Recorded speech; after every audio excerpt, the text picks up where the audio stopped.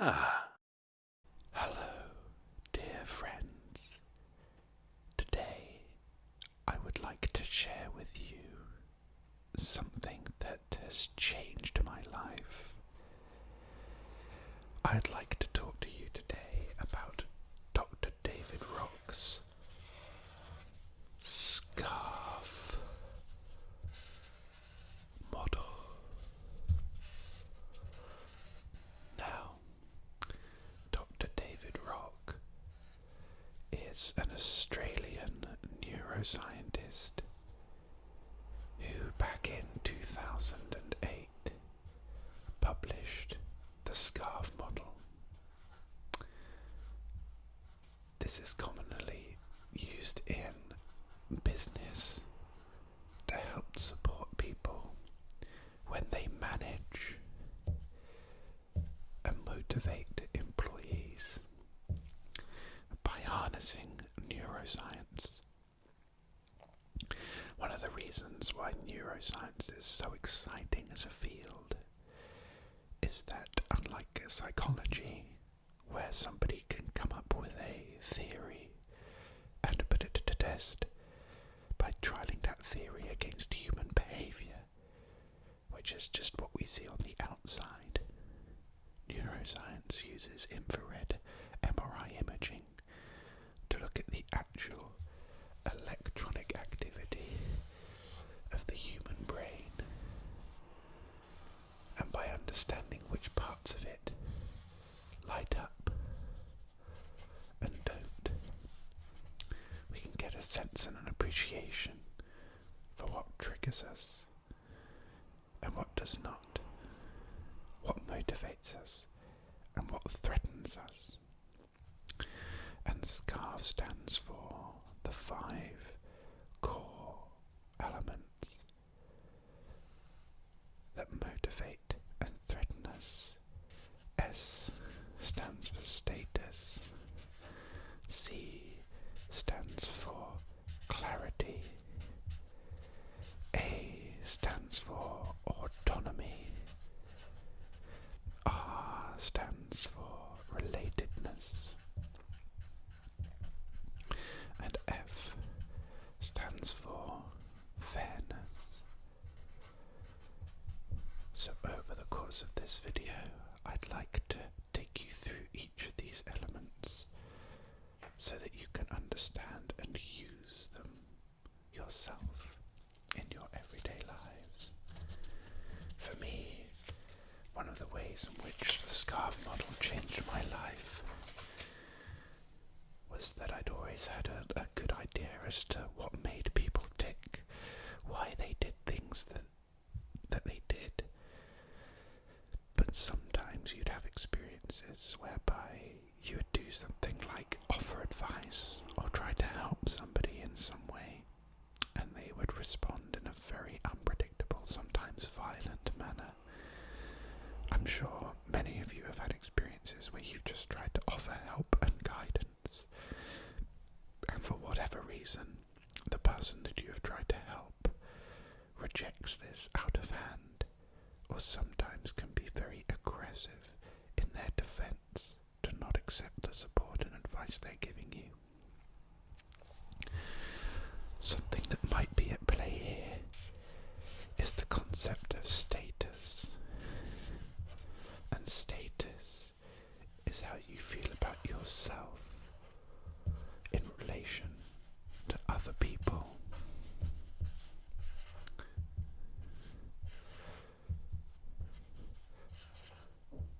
Do you feel higher or lower in status than other people?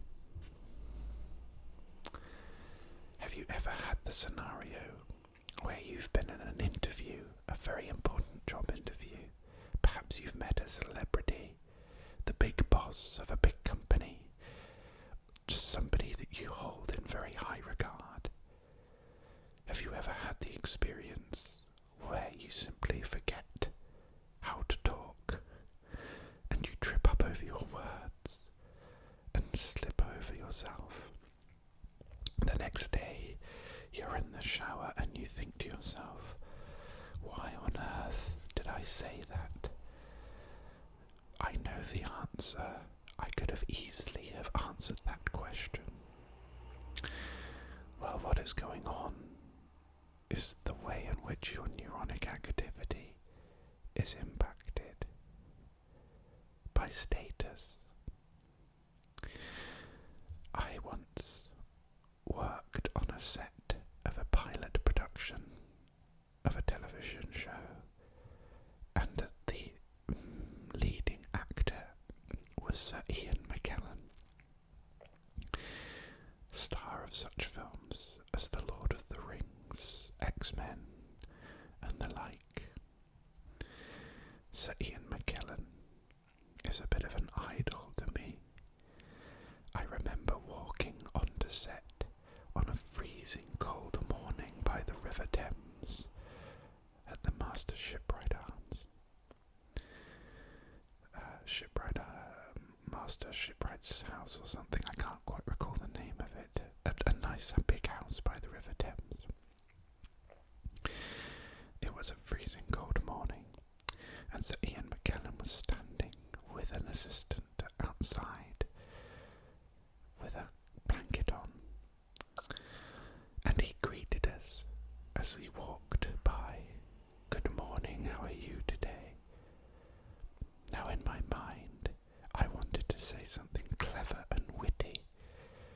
In my mind I thought of the phrase, "It's so cold, my feet feel like 2 plates of cold meat," which, if you think about it, isn't particularly witty, amusing, clever, but I thought in the moment that it might be. Unfortunately, that message got scrambled in my mind, and the only 2 words to leave my mouth were cold meat. So Sir Ian McKellen, my idol, somebody I'd looked up to my entire life, asked me how I felt, and I said, "Cold meat." Cold meat. I basically seemed like a serial killer to an idol of mine. Why did I do that? And why may you have similarly embarrassing stories? Well, if we look at the neuronic activity of the brain that lights up in relation to status, Dr. David Rock says that if your status is threatened, if we make somebody's status feel lower than our own, the same areas of the brain light up as those that light up when you are under physical threat of violence. I think in one seminar he even talks about it's the same areas of the brain that light up as if somebody were holding a loaded gun in your face. So a very serious physical reaction. And when you think about it in those terms, it makes a little bit of sense, right? Sometimes if somebody says, "Let me give you some feedback," I'm going to give you some feedback. Maybe you've been on the receiving end of it, or maybe you've seen somebody respond. That flinch, that almost physical cringe or recoil in response to "let me give you some feedback." Because of course in that statement, for me to say that I can give you some feedback assumes that I am in a position to give you feedback, aka I know something that you do not. So as a result, I am leveraging my status over you. This means we have an unequal exchange of status. Somebody does not feel in similar status, and as a result, their threat triggers light up. Let me help you out. Let me give you some advice. Let me tell you how to do this. Sometimes you may have experienced somebody react very aggressively. "No, how dare you? I'm fine. Get away from me," etc., etc. It's all because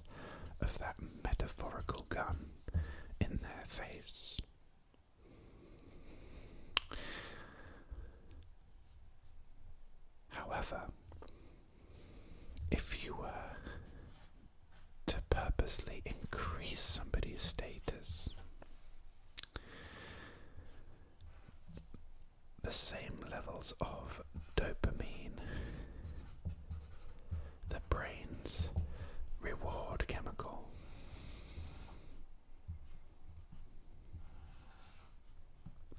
are released into the system as though somebody won a large amount of money in a lottery win.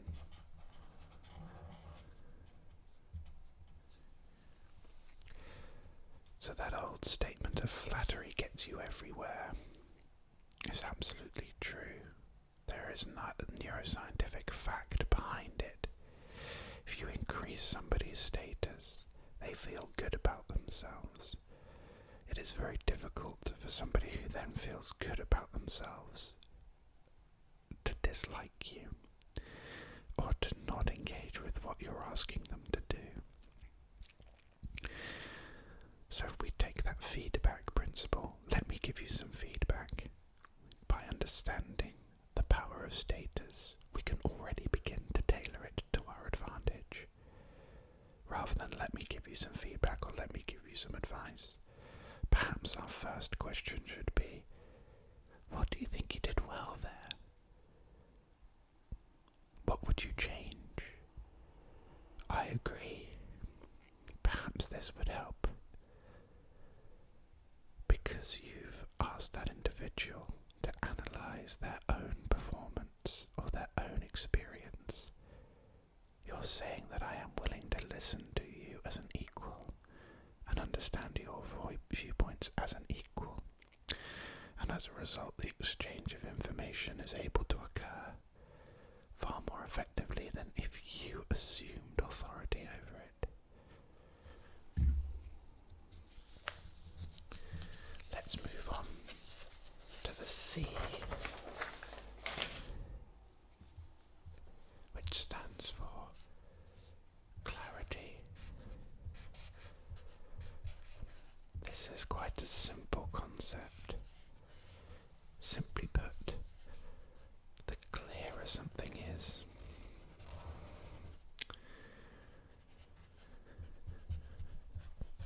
the more engaged somebody will be around it. And similar areas of the brain are being triggered here as to the status point. So, for example, a classic that I know a lot of people hate is if somebody were to pop their head around the corner and say to you, "Can I have a word? Can I have a word?" And that's all the information that you're given.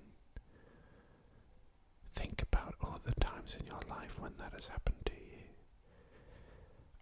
I guarantee that for many of you, you've thought in very negative terms. Doom is impending.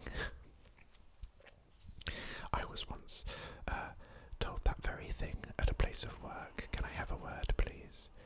And I was led to a meeting room, all the while thinking, what have I done? What have they found out about me? What am I in trouble for? Can I jump before I am pushed? Perhaps I'll hand my resignation in before I even enter this room. Upon entering the room, I was told I was being given a pay rise. So looking back on that behaviour, it's completely irrational. But of course, you can understand that that lack of clarity creates a threat response in the brain, and fight or flight, your adrenaline defense system, as to whether or not you engage with something to defend yourself or simply flee to escape the scenario, kicks in. On the flip side, you make things abundantly clear to people. Then you get rid of that threat trigger. And as a result, people are far happier.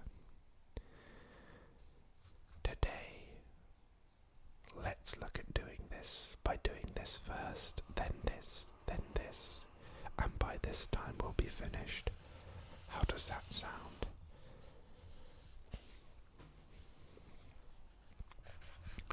Autonomy. This is an incredibly important principle, and it's quite challenging to create in systems where it doesn't feel like you have autonomy. Autonomy is your ability to make decisions for yourself. Do I go this way? Do I go that way? Do I do this? Do I do that? The more you feel able to make these decisions for yourself, the more engaged you are in the completion or fulfillment of them. If it feels like we are simply being told what to do by another entity, then we may see these tasks through, but we may not engage with them as fully as we might have done if we'd understood why we were doing them for themselves and made up our own mind to do them. I think a good example of this could be when giving directions to people. It might be that you work in a place as a colleague, or maybe you've gone to a club or a pastime that you go to, and a friend has made it clear to you, or a colleague has made it clear to you that they are taking a long time to get there, that the journey to that place, that destination, is not ideal, not very efficient. They tell you about how they got there, and you know that there is a much quicker, easier route for them to take to get there. So what do? You tell them the route. You say, you go from here, you go this way, and you go here. They go, right, okay, yeah, thanks. And the next day, they've come the same old route that they always have done, and they complain about it again.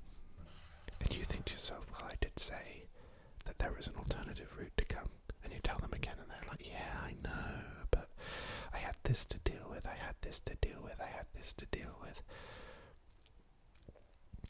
Sometimes it can feel as if that person is being unreasonable. Why do they simply not want to help themselves? But the truth of the matter is, autonomy needs to kick in for that person to truly make the change. Sometimes we may find a more efficient way into work or a club or a pastime because we were forced to. There were road closures, there were roadworks or an accident, and by taking an alternate route we discovered a more efficient way to get there. And it may have been that we were told about this efficient route 7 months ago by a friend, but now I've experienced it for myself. I'm willing to engage with it further. Being told about television shows, music and movies and games to engage with. You may be told and you may say, okay, I'll check that out. But you don't do so immediately. Sometimes you may put it in the queue, and only when you're feeling in the mood, engage with that media. This is a very difficult principle to work with in terms of giving other people autonomy, particularly if you're in a structure that doesn't allow for autonomy. In a workplace, for example, there may be tasks that we have to complete. It doesn't feel like we're able to actually create autonomy when we have deadlines. But let's say you're in a scenario where we have a project. You are leading the project, and you need people to get behind your project. You need them to do things for you, and you would like them to do them effectively. Let's say you know what the end goal of this project is, and you simply need people to get behind it to get there.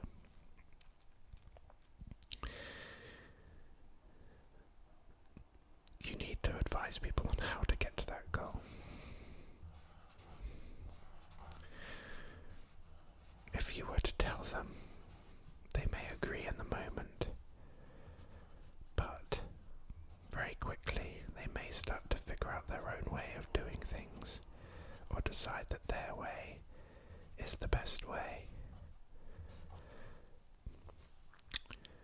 I've often seen effective strategies implemented whereby that individual asks the group,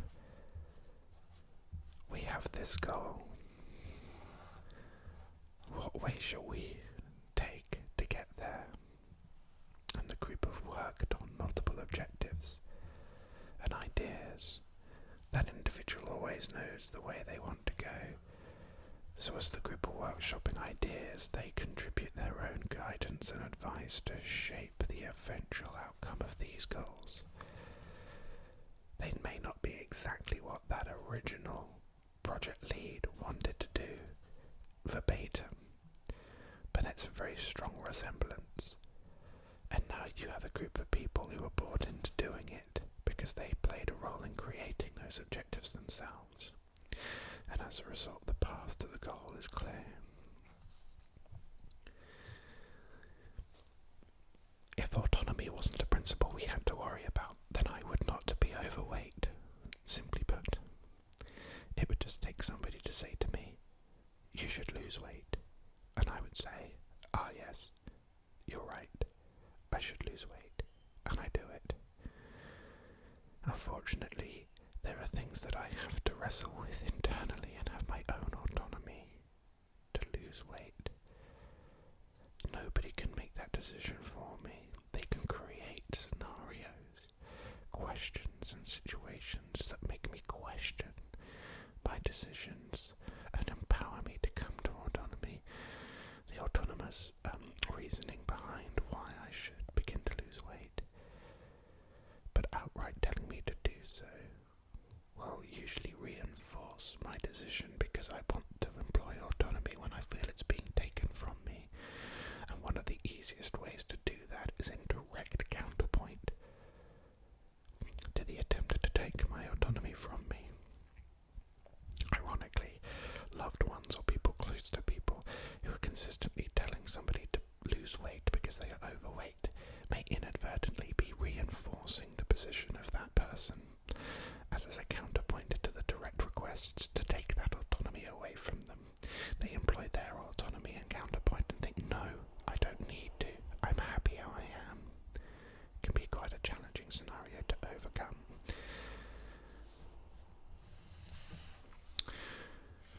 We then have a relatively simple concept in the form of relatedness or relevance. Simply put, somebody is going to engage with something far more if it makes sense to them. And it's related to them.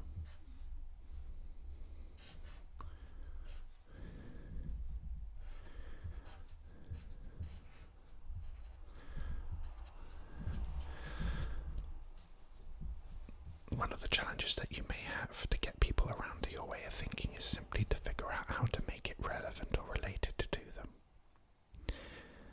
If you wish to get friends to do something that you want to do, simply telling them what that thing is, let's go to the water park tomorrow because it's fun. Some people will think that a water park is fun and say, yes, I'm there, without question. Some may be reluctant to go because they may not find water parks fun. They may think that there is danger. They may not want to be in swimwear. There could be a range of reasons. If your desire was to ensure that every single one of your friends were to go with you, then you need to find ways of making the experience related or relevant to those individuals. As opposed to focusing on the water park as a whole, it may be that you break down the experience into component parts based on what you know your friends like. It could be the food that is served there. It could be the bar. It could be the facilities. It could be the safety rating.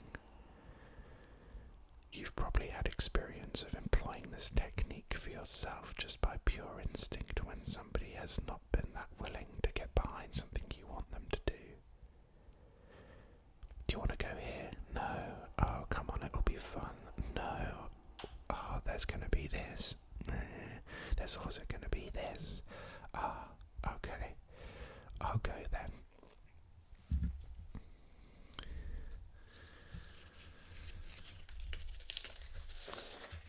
And last of all, we have the concept of fairness. Fairness is a big one. People are willing to die for a perceived lack of fairness. Protests, civil unrest, strikes. I'm sure we've all had experience of people going to relatively extreme lengths to address what they perceive as being an imbalance in fairness. However, making things fair seems relatively simple as a concept. Treat everybody as you'd wish to be treated, or treat everybody equally.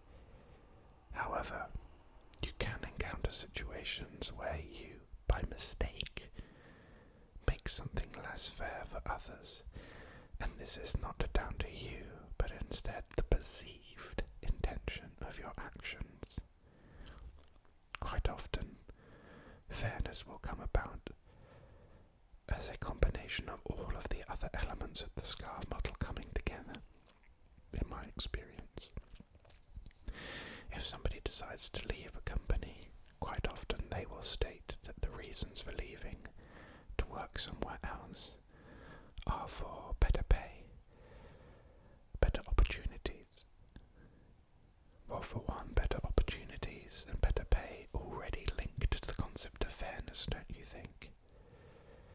But sometimes I find that actually, rather than those longer term, larger, career-based goals, the reality of the situation is sometimes a singular moment in time occurred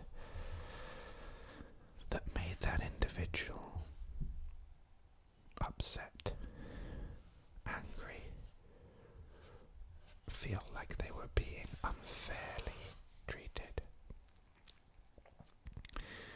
Sometimes it could be as simple as a manager needs to upskill a member of their team because they are falling behind.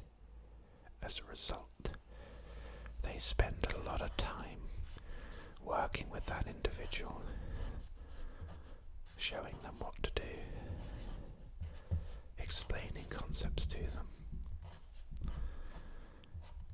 maybe every so often taking them to lunch and learn sessions.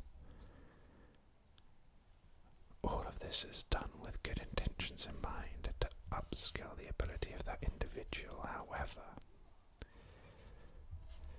the perception to somebody who feels they work hard is that you are spending all of your time with this individual and prioritizing them and their needs over theirs. And this begins to trigger a series of negative stress reactors in the brain, leading to the decision to leave, and a reason given that may extend from this but not actually be implicitly mentioning this.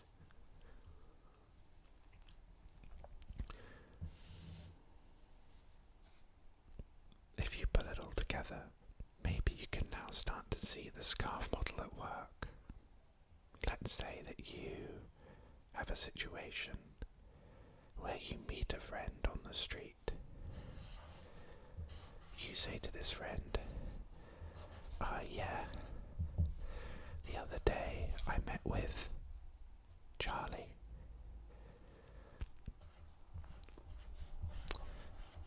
And we had lots to talk about.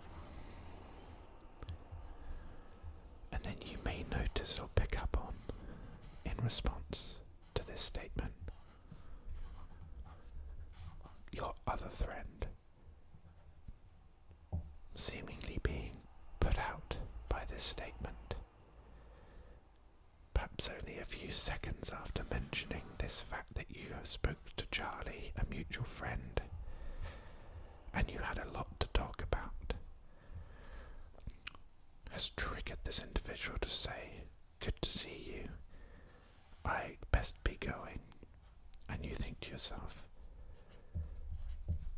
I thought we were having a nice conversation. I was about to invite that person out for a catch-up too.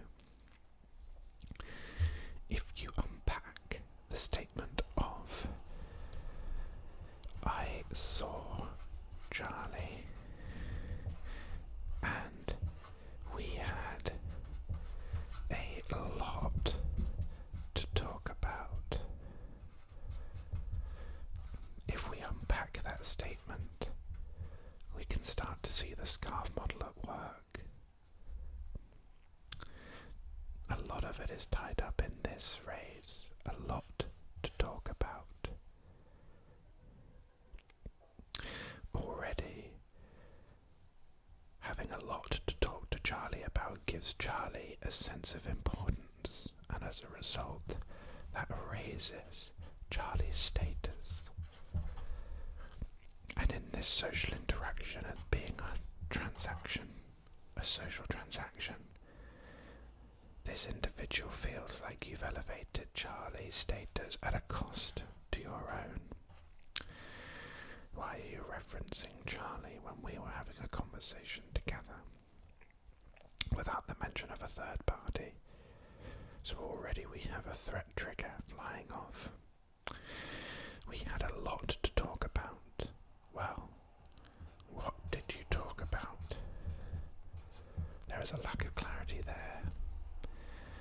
For some of the more anxious disposition, this can lead immediately to thoughts of, were you talking about me? Is this why you are informing me of your talk with Charlie? Because you were talking about me? It's irrational, illogical, but the lack of clarity again triggers a threat response.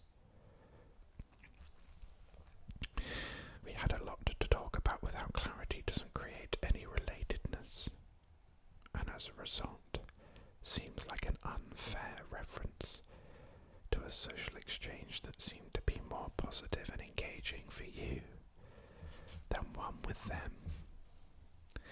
As a result, in a snapshot, this all comes together in an overwhelming flow of threat trigger, and we have fight or flight kick in.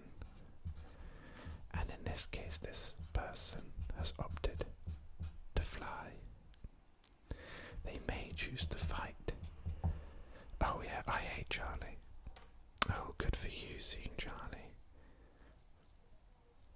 But in this case, they've left immediately.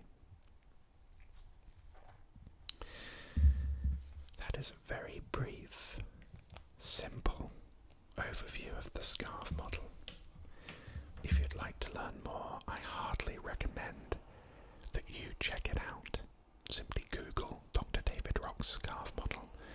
You can also find videos on YouTube, particularly one of Dr. David Rock himself explaining the concept in 10 brief minutes. Let me know in the comments down below what your experiences have been, both socially and professionally. Do you recognise when the scarf model may have been a play for both positive and negative reactions? How might you use the scarf model to better influence, engage and motivate people around you, and perhaps make you more sensitive to the needs of others? Thank you for joining